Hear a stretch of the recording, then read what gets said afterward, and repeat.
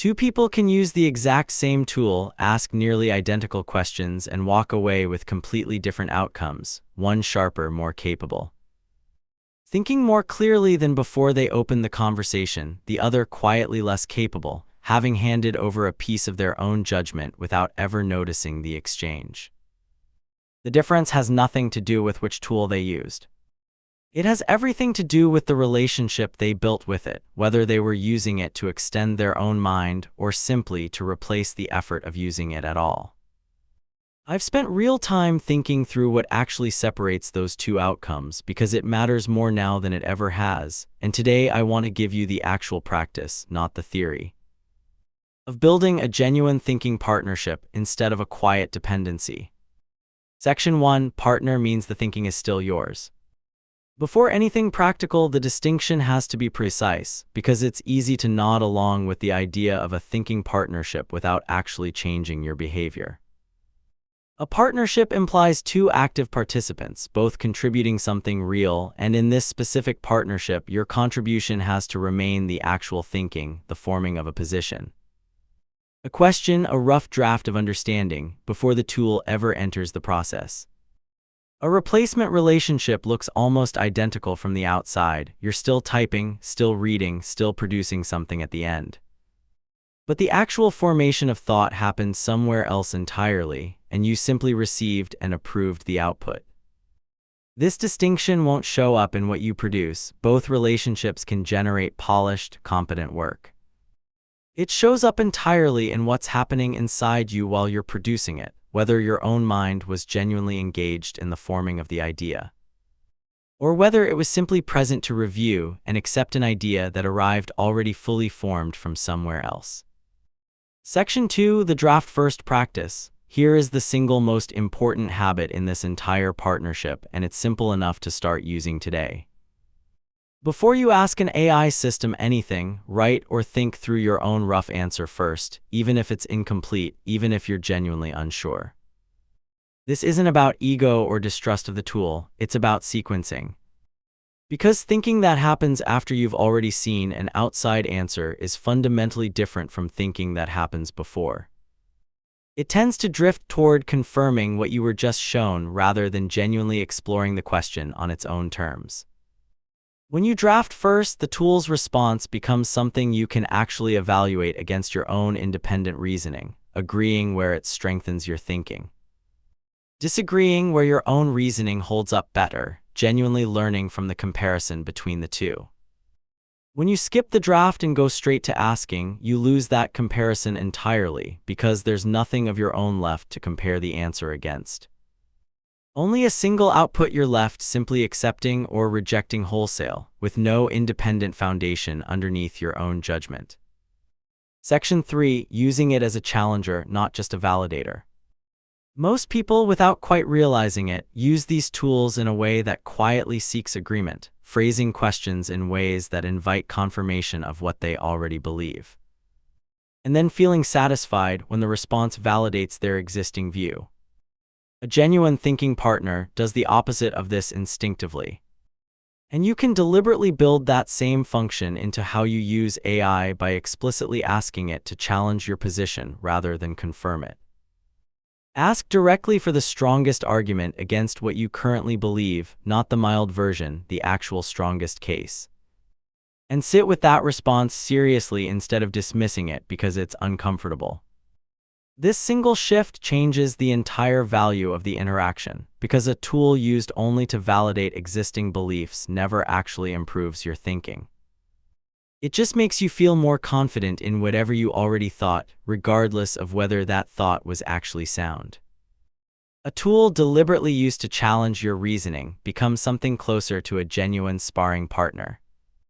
One that has no ego invested in being right and will happily generate the best possible counterargument the moment you actually ask for it.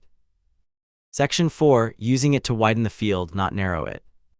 There's a specific, genuinely valuable use of these tools that has nothing to do with getting an answer at all.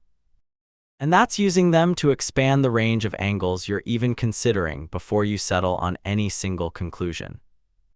Any single human mind, no matter how sharp, tends to approach a problem from a limited set of familiar angles, shaped by past experience, existing assumptions, and whatever framework happens to be top of mind at the moment. A capable AI system can generate a wider spread of possible framings and perspectives on the same problem almost instantly, not because it's smarter, but because it isn't constrained by the same narrow set of habitual angles any individual mind naturally defaults to. Used this way, the goal isn't to receive a final answer at all, it's to widen the field of options you're choosing from before you apply your own judgment to narrow it back down. This keeps you firmly in the position of the one making the actual decision, while genuinely benefiting from a breadth of perspective that would have taken you far longer to generate entirely on your own. Section 5. Staying the final authority. Here's where the partnership has to have a clear boundary, because without one, even the healthiest process described so far can quietly drift into replacement over time.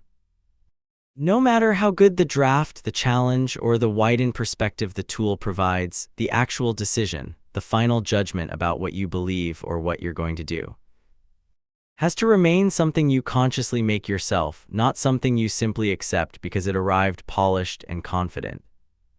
This means building a specific, deliberate pause before finalizing anything significant, a moment where you ask yourself directly, setting the AI's input aside for a moment. What do I actually think is true or right here? If your answer in that pause matches what the tool suggested, that's a genuinely useful confirmation. If it doesn't, that gap deserves real attention, not automatic deference to whichever source sounded more confident. Staying the final authority isn't about distrust, it's about preserving the one thing that actually makes a decision yours, the fact that you were the one who ultimately made it, deliberately, rather than simply approved something generated on your behalf. Section 6. Drawing boundaries around what never gets outsourced. Beyond the general practice, real partnership requires specific, deliberate boundaries around certain categories of thinking that you protect entirely for yourself, regardless of how convenient outsourcing them might seem in the moment. These tend to be the decisions closest to your actual identity and values, who you want to become, what genuinely matters to you, how you want to show up in your most important relationships.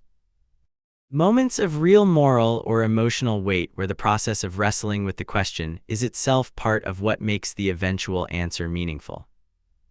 Outsourcing these specific categories doesn't just risk a worse answer, it risks losing the actual experience of becoming the kind of person who can arrive at those answers independently, which is a different and more serious cost than simply getting a slightly less polished result.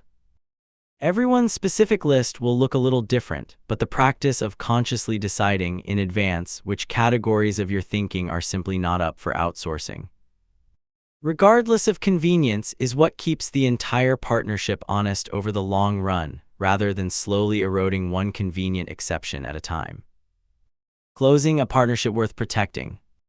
What separates a genuine thinking partnership from a quiet replacement was never about which tool you use or how often you use it. It comes down to a handful of deliberate habits, practiced consistently enough that they become instinctive rather than effortful.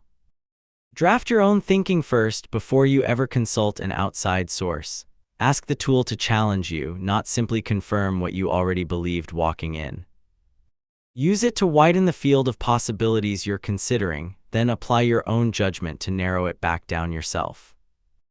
Keep the final decision genuinely yours, checked against your own independent sense of what's true, not simply accepted because it arrived polished and confident.